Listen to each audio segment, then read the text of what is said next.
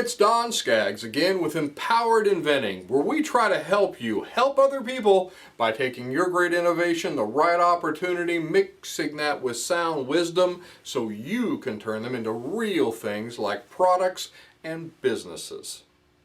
Now today I've got a question for you, and that is, are you trapped in the abandoned village of Tinkerville?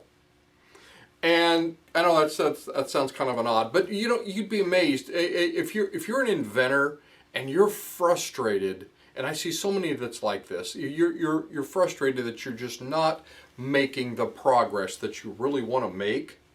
Then maybe you're trapped in this little abandoned village called Tinkerville.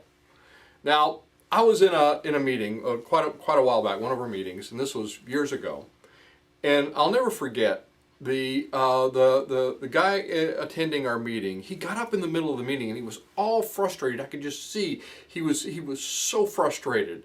And he said, I don't want to do this business stuff. I don't want to. And the speaker was talking about some of the business aspects of inventing, and he was saying, I don't want to do any of this business stuff. I just want to make things. You don't understand. And my answer to him and to a lot of the inventors that say that is that everybody else who just wants to tinker, because we've had inventors that just want to tinker in our organization, the Inventors Network Kentucky.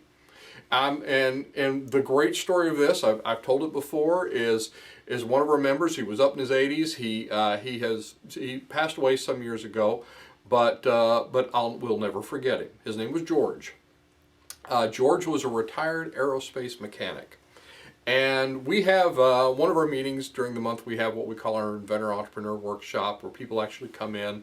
We all work under a closed non-disclosure agreement. People can bring in their products, sometimes their prototypes, and it's kind of a brainstorming session. We get to learn from each other, but it's a safe place where you can show your idea that's not protected yet. Well, George would come into these workshops and every single month come in with a brand new invention that he'd already built a prototype for.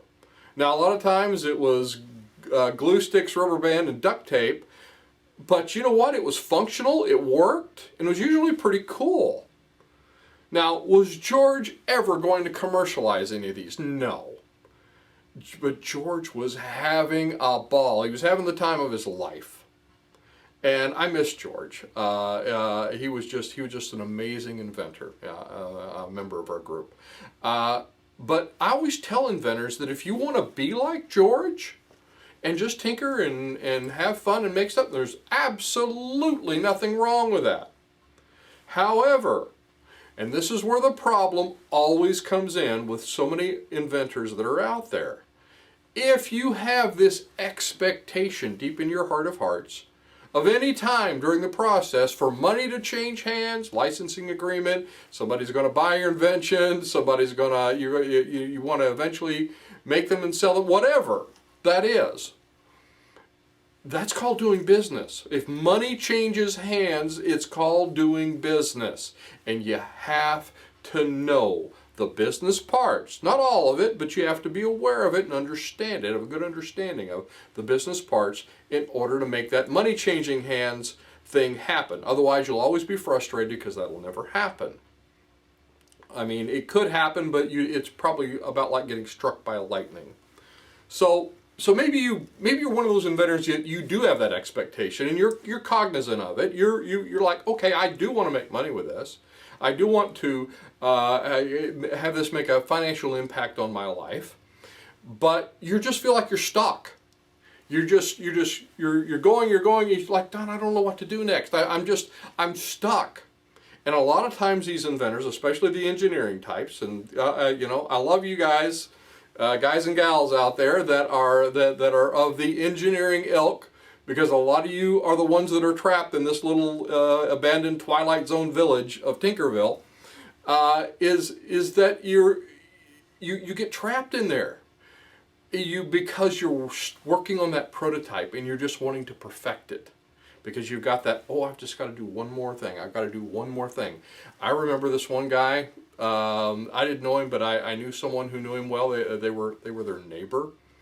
And they had no idea for a decade that they were, and even an inventor, because they were working secretly in their garage on their invention. And they were just wanting to make that one more improvement for 10 solid years. The technology, the market, and everything else passed him by. Why? Because he was focused on tinkering. He was trapped in that Twilight Zone abandoned village of Tinkerville. I'd love to do one of those videos of, you know, the Rod Serling ones where they say, Portrait of a Tinkering Inventor. So anyway, that'd be fun to do sometime. But you have to move on. You have to build what's called the MVP. That's not most valuable player. That, in our world, that stands for minimum viable product. Because once you get it out there in the marketplace, which is that next step, guess what? Everything's going to change. The thing you thought was the cat's meow, the thing that everybody was going to want, maybe they don't care about. The thing that you didn't care about maybe is the thing everybody wants. It's all going to change once it hits the ground. Once the boots hits the ground in the battlefield, that battle plan changes. So you have to move past that. You build it, you say, okay, I'm done, I am ready for this next step. But you see, that is usually the underlying problem for a lot of inventors, is that they're holding back and they're still tinkering because that's their comfort zone, and they have fear. They're letting fear hold them back from that next step. We have steps on empoweredinventing.com called idea steps, and there are all these little steps. And what I always press is that do not get stuck on one of these steps and just keep going round and round and round, because you'll get trapped.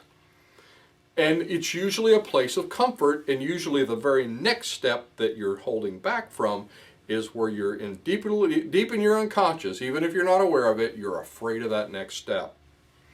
And so you have to stay, you don't stay in your comfort zone. You have to bust out of that town, that Tinkerville town. So you have to, and one good way to do that is to arm yourself with the information to make it more comfortable, and say, okay, this is the next step, and these are the things that I have to do. Yeah, it's kind of scary, it's kind of new for me, but I'm going to do it. I'm going to do it, and this is exactly how I'm going to do it, and I'm going to do it next week on Wednesday at 6 p.m. I'm going to set a time, I'm going to make an appointment with it, and I'm going to do this next step. So, now, again, these steps, the idea steps I was talking about, they're fast iterations. They're not long, drawn-out steps, or you will be trapped in one of them forever. So you need people also to keep you accountable. This is why I promote, if there's an inventor group near you, get involved with them. Be involved. If there's not one near you, get involved with ours, kyinventors.org. You can join us from anywhere in the world now, which is pretty amazing. But those people keep you accountable and help push you forward. The end of our workshops, I try to always remember to go around and ask each inventor when they're talking about their idea, what is your next step? When you come in here next month, what will you have accomplished? And that helps push everybody forward. So don't be trapped in Tinkerville. Just break out. And if you need help with moving forward with the steps, check out our empoweredinventing.com website. Actually, you can go on there today and download our idea steps. It's a little PDF, and it'll just show you all the steps. We've also got our really cool inventor assessment that goes with it. So check that out at empoweredinventing.com. Check out our courses at Empowered Inventing Academy. And I will look to see you at the next meeting, workshop, maybe one of our online courses, or on the next video.